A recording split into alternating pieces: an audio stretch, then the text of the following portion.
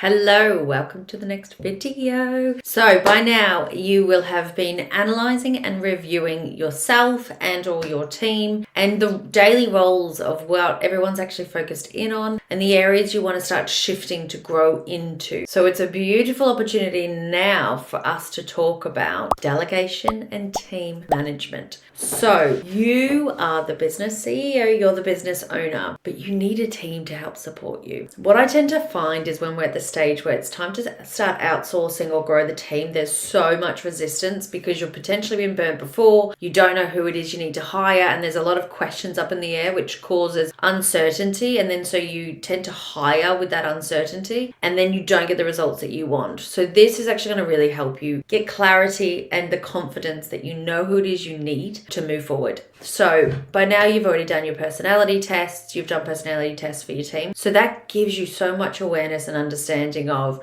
what your strengths are, what your existing team strengths are, and then where those gaps are that we can fill. So what we want to do now is I want you to first focus in on yourself as the CEO. So with the activity we did before where it was what are you actually working, how are you working on the business versus how are you working in the business. We want to start by freeing up more of your time to actually work on the business. So your role as the CEO, if that's where you are at the moment, or the business owner, is to start continuously work on the business as well as in the business. The more you work on the business, the more the business grows. Now, this is going to ebb and flow. It's not always going to be set in stone. It has to be 50% in the business, 50% out of the business or on the business. What's important with this is every business has its own seasonalities. Your life requires different elements of you. Your team's life will require different elements. So you want to flow with this, but we want to create some sort of parameters. This will be very much based upon where you are now. So let's say, for example, you're working 80% in the business and 20% on the business. And that's what you've been doing. That's what you had done over the weekly activity where you set up the task. Now, what I want you to do is, as you've gone through those tasks, is there somebody that you can outsource certain tasks that you don't enjoy, that's not particularly income generating, to actually start freeing up some of your time? So grab those lists out of all the stuff that we've done up until this point and look through it right now and go, what can I actually outsource? And if you're like, I can't outsource anything, I have to do it all myself, then we want to look at ways that you can optimize what you're already doing. And the way we do that is by bulking things out. I loved bulking or batching, whichever word you want to use. So when we're talking bulking or batching, there'll be activities. So let's just say you're doing your marketing yourself. What you want to do, instead of having to do marketing each and every day, each and every week, you want to actually go, I'm going to sit down and in the module later on, marketing and sales, I'll show you how to be able to do this. But for now, it's the awareness of what it is that I can start to actually stop doing the way that I'm doing it now, so I can do it in a more efficient, productive way. So we want to look at your particular calendar and go, well, what are my activities? What is it that I generally tend to do? Is it income generating? Is it network producing? Is it impact building? Am I actually helping grow the business, or am I just stuck in the weeds of the business? Because honestly, your job as a CEO you don't want to be in the nitty-gritty details of the business in terms of doing the admin and doing the bookkeeping, because honestly, your time is more valuable than that. Unless you're a bookkeeper, your skill set isn't in that. So if you've gone and had a look and gone, actually, I am the bookkeeper of my business, what do I do now? Write that down. Write down a list of the people that you would like to start outsourcing work to or bringing into the business. Start with micro steps. I know for me, when I first started my hires in the business, I was like, I don't know how the hell to do this. And I hired someone exactly like myself and it just didn't go very well at all. And I didn't really know what I was doing at that time, but I knew I needed other people in. So what I started to do, and this is going to sound a bit weird, but what I started to do is I actually hired a cleaner in my house. The reason I hired the cleaner in the house is because I wanted to start getting comfortable with paying somebody else to do work that I could do but didn't want to do anymore. And it was only a small amount every single week. And then they came in each and every week, and I got better and better at delegating certain tasks to her and asked her to do certain things. And then if the job wasn't done the way that I wanted it to be done, I worked on my feedback to her, which gave me the confidence to do that in my business. So if you're at that phase and you're like, I'm really not comfortable in my business, outsourcing work just yet, is there something in your personal life where you can start to outsource that type of work? Because it's a real mindset shift, and it does take a little bit of practice to go, but I can do the work, so why don't I just keep doing it? You can do the work, and it's gotten you to this point. But what you need to do now is find someone to help you do that work that you've already done and you know you can do, so you can work on doing more revenue generating business expansion activities. It's not that you can't do it, it's that you're now choosing to focus your time and energy on other things. And what happens is when you bring somebody else in to do this work, your business's infrastructure expands. So when you're not having a great day, you've got somebody there to support and back you up. So get clear on what you're doing, so you'll know already by the activities that we've done last couple of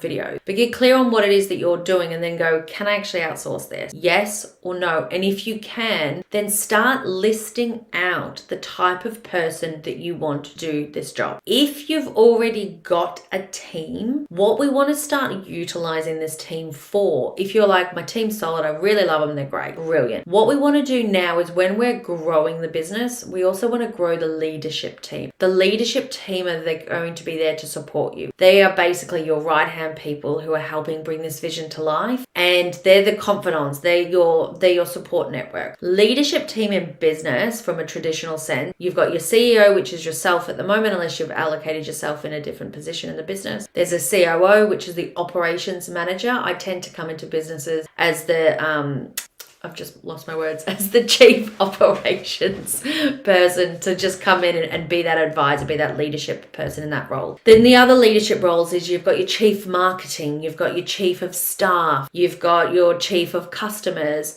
So you've got all these different areas. And if you're like, what the hell are you talking about, Caitlin? Go back to the Google sheet we just did where you sectioned off all the activities you were doing. This is going to tell you the area you spend the most amount of your time in. So it actually gives you an indication of what you should start looking for in terms of the leadership. So for example, if you spend the majority of your time and effort, and the team spends the majority of time and effort in the operations and admin side of the business, it would be a fantastic opportunity to get one of your existing team members who's already doing those types of jobs and ask them, do they have capacity in the future to work more with you? Do they want to take on a more leadership role? This will also align with their personality test. So their personality test will dictate if they're leadership or management material.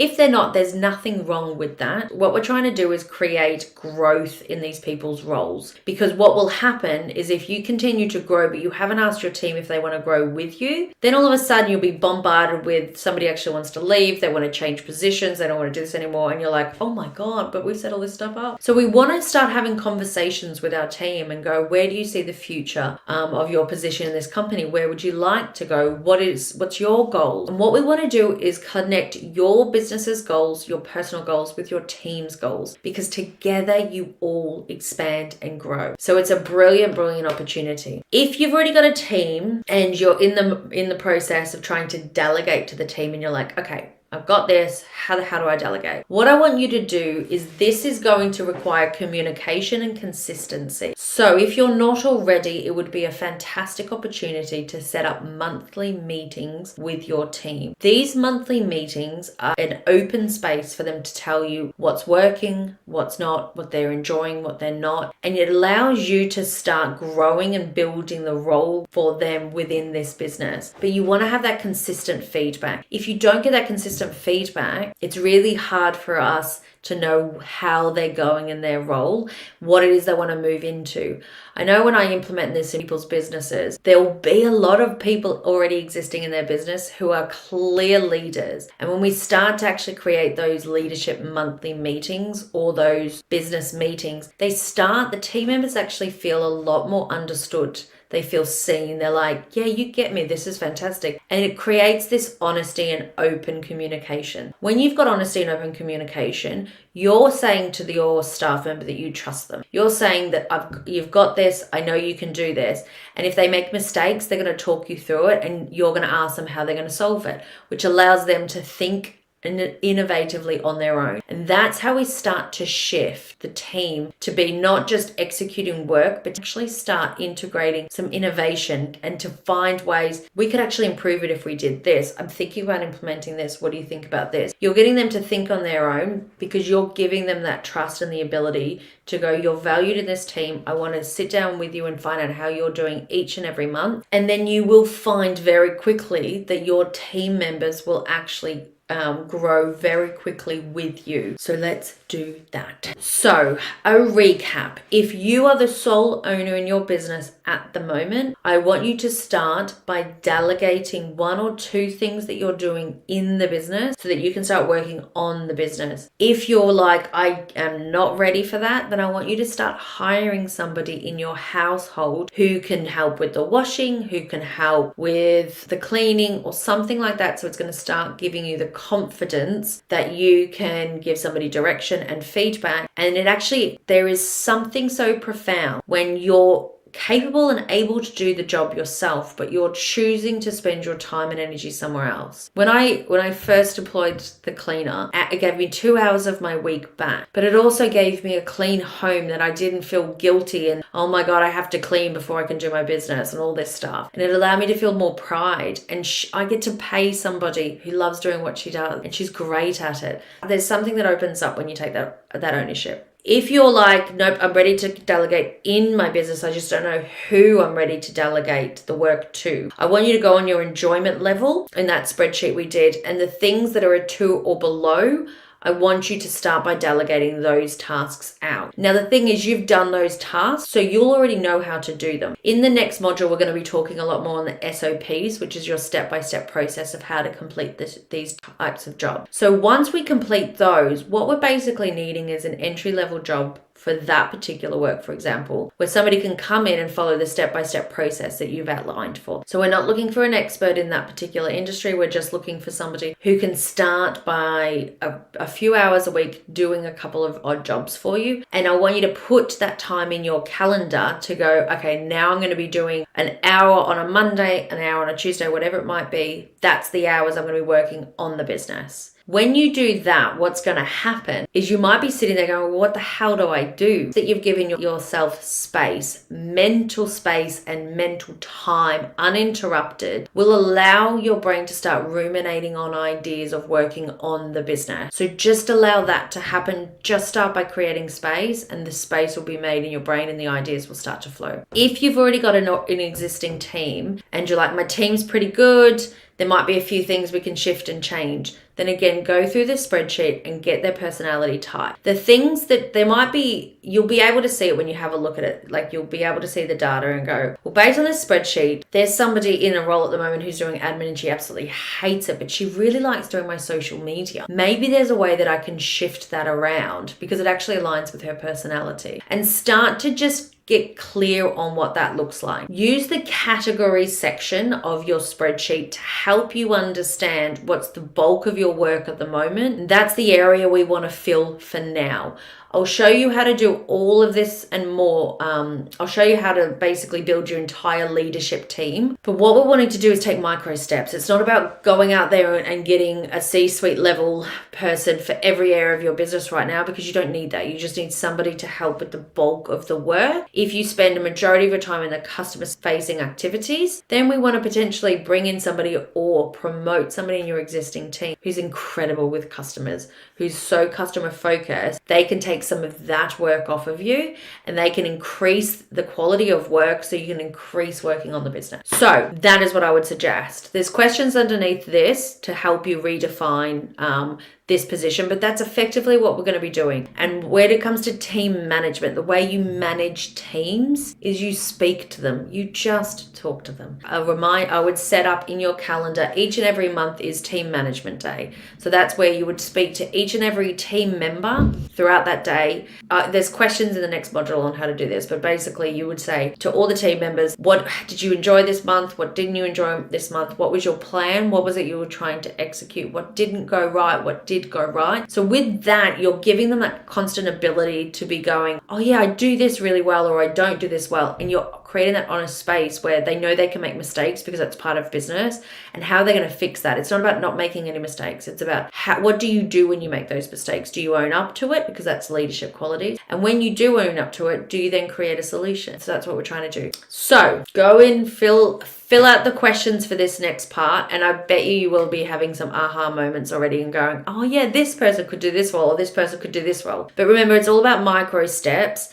And honestly, just shifting 1 or 2 activities from yourself to outsource to somebody else will free up time for you to continuously work on the business. And it's that space that we're creating, which is going to create profound results for you. So continue to trust the process, continue to watch these videos. I'm here with you every single step of the way. You've got this, and I'll see you in the next video. Bye.